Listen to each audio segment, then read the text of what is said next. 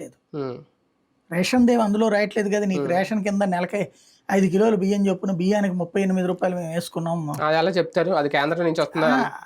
ఇప్పుడు లెక్కనైతే రైతు బంధువు చెప్పట్లేదా, ఓకే. అట్లా చెప్పచ్చు కదా. రైతు భరోసా. రైతు భరోసా అది అట్లా చెప్పట్లేదు కదా, అదే అదే. రేషన్ చెప్పట్లేదు. లేకపోతే ఈడ పిల్లలకి స్కూల్లో అమ్మఒడి అమ్మఒడి చూపెడుతున్నారు, స్కూల్లో భోజనాలు పెడుతున్నారు కదా, అవును, యూనిఫామ్ ఇస్తున్నారు కదా, అవి ఏం చెప్పట్లేదు కదా. రాయాలంటే అవి కూడా రాయొచ్చు కదా. అవును. నీ బిడ్డలు ఎంతమంది ఉన్నారు, నీ బిడ్డలకి స్కూల్ యూనిఫామ్ కి ఎంత అయింది, షూస్ కి ఎంత అయింది, ఇవన్నీ ఇప్పుడు ట్యాబ్ కి ఎంత అయింది, కానీ పేర్లు అన్నీ ఉన్నాయి. అది పేర్లు జగనన్న గోరుముద్ద, జగనన్న విద్యా కానుక. దాంట్లో వీళ్ళు ఇచ్చిన లిస్ట్ ఉంది, మీ ఇంటికి ప్రయోజనం అని. అవును అవును. దాంట్లో ఇవి చెప్పట్లా అవును బేసిక్ గా.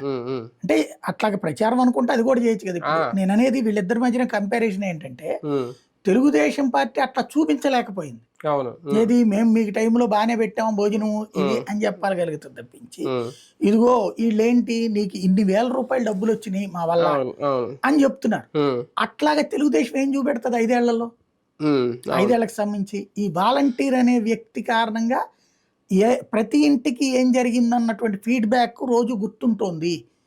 వాలంటీర్ని చూడగానే జగన్ ఇచ్చాడు అనేది గుర్తుంటోంది. ఇప్పుడు ఏంటి, మనకు గనక ఎలక్షన్స్ టైంలో విగ్రహాలన్నిటికీ ముసుగులేసేస్తారు. ఈ 2 నెలల నుంచి చూస్తున్నాం కదా షెడ్యూల్ అప్పటి నుంచి.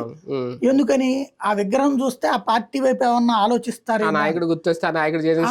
ఇప్పుడు ఏంటంటే రేపు పొద్దున ఎన్నికల సంఘం ఏం చేయాలంటే, లేకపోతే వీళ్ళు నెక్స్ట్ ట్రిప్కి ఏమన్నా అట్లా పెడతారేమో, వాలంటీర్లకి వీళ్ళందరికీ మొహానికి మాస్కులు వేసి తిరగాలి అని చెప్పి ఏమన్నా కొత్త సిస్టమ్ పెట్టాలి. మొత్తానికి భయపడుతుంది.